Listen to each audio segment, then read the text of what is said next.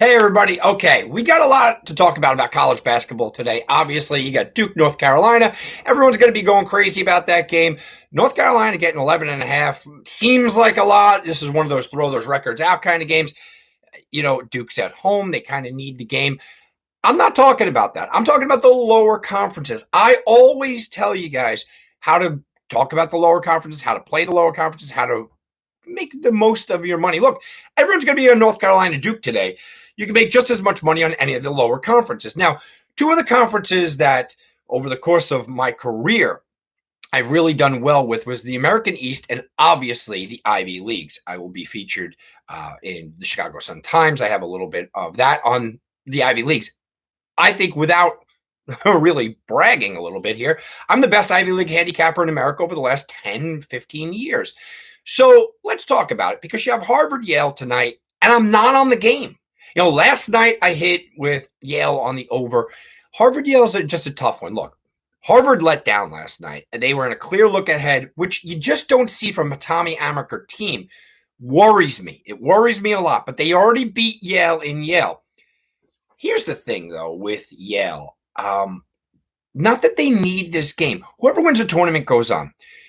But if Yale loses this game and then they go on to lose to Harvard in the tournament, they have zero chance to get an at-large bid. Now, I don't know if the Ivy Leagues can get two at-large bids anyway.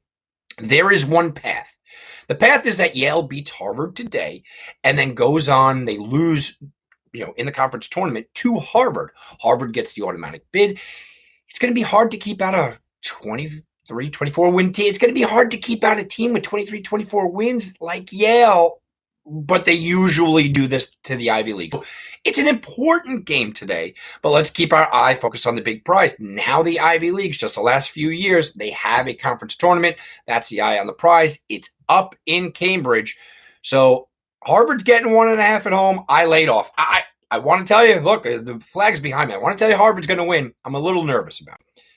Let's go on to the American East. The American East is a conference I've made a ton of money on. I love Vermont. Everybody loves Vermont. You get a spread with 19, and you get a little skeptical, especially with a 129 over-under. My first instinct was Vermont's going to crush them. Maine is absolutely horrible. And look, I kind of like the over. Then I went back and I did a little research, and the two games that Maine played, look, they didn't score 60 points. Now, how much do you think Vermont is going to play? How much do you think Vermont is going to play their starters, knowing that they have this long tournament? How much are they going to play their starters in the last 5 minutes or so, in the last 10 minutes even? 19 or 19 and a half, depending on where you're getting. It's just a massive line. And the over-under, look, I lean over here. But Vermont's defense is so good, they might hold Maine to 50 points. 80 to 50 is what you're hoping for, and that's just asking a little bit much. I see a convincing 15-point win. They may get to 20 from Vermont. I think the total will be right close, but I don't like that game. New Hampshire, don't love it. UMKC, I don't love it. The Lowell, look, who can make anything a UMass Lowell at this point? I made money on them earlier in the year, but right now they are up and down. They're basically winning every other week. So they're a team I'm staying away from. The over-under 144. Not a good value here. So the game that I do like is Stony Brook, Albany under. Look, we could talk about how Stony Brook got here and how Albany got here. And Stony Brook didn't have the path that they thought they were going to have this year, but their defense is absolutely clamped down recently. Stony Brook is at home. Stony Brook is a 9.5-point favorite. They should win this game. Stony Brook is a lot better than what they've shown recently, but their defense has been on point. I just want to read this to you. Stony Brook is ranked inside the top 30 in the country in block shots. And oh, by the way, Albany hasn't scored at all. They put up 57 points per game over the last 5 games. That's just terrible for Albany. But it's not much better. Stony Brook is putting up about 60 points over the last 5 games. Stony Brook's defense, though, that's the key here. I think Albany's defense has stepped up to be big, but Stony Brook's defense is really the key. And when you're talking about other, oh, by the way, smaller conferences, don't forget teams like VMI Cadets. The VMI Cadets, they're 13.5-point favorites today. They've played Eastern Tennessee twice. They've lost by 6 and 5, 13.5-point favorites. Here's a stat for you guys that love the history of stats. They have lost 20 some odd games this year, 23 losses this year, 22 of them were by this spread or less, and you have to go all the way back to Arkansas State at Arkansas State in Game 4 to find a line. So they play close. Just giving you, throwing these out there. You see Riverside, you see Davis. Look for defense there. Riverside, the Highlanders play a brand of defense that is very reminiscent to Virginia. Oh, by the way, Virginia is playing Louisville today. That is a total that normally I'd be all over. Right? I love these low totals.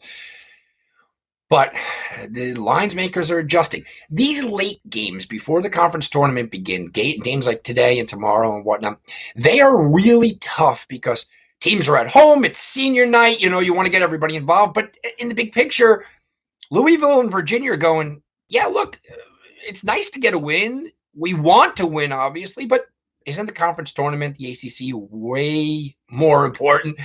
And the answer is yes. So just be cautious. I like these under-the-radar teams. I like these under-the-radar conferences. Now a conference tournament is interesting. You got Greensboro out there. That was one I crossed off, but I kind of liked them looking at the points there. Wofford plus the points. That's an interesting one. Furman's got a huge record. Wofford tends to play close. I expected this line to open up at about 8. It's at 5.5, going down to 5. I'll stay away from that. So the smaller conferences pay attention to. And then, of course, the Mountain West, which I did a video on the other day. San Diego State, only 2-point favorites over Utah State. That should tell you something there as well. San Diego State, oh, by the way, have been coming out in the half and just doing awful. If you want a play, I'm not playing it, but if you want to play and you want to force a play in the Mountain West, take Utah State first half because San Diego State has been terrible. Or you wait until the half and then you jump on San Diego State. I've done that the last 2 games and made money on them. In-game betting is fantastic. All right, guys, that's it for me. TomBartonSports.com. Go check it out, and I'll be back to talk to you guys a lot more basketball. And I got my thoughts on the Cy Young Award. I like a big value play. I'll talk to you guys about that as well. So please subscribe. I could use it. It's TomBartonSports.com. Tom Barton Sports right here on YouTube. Thank you.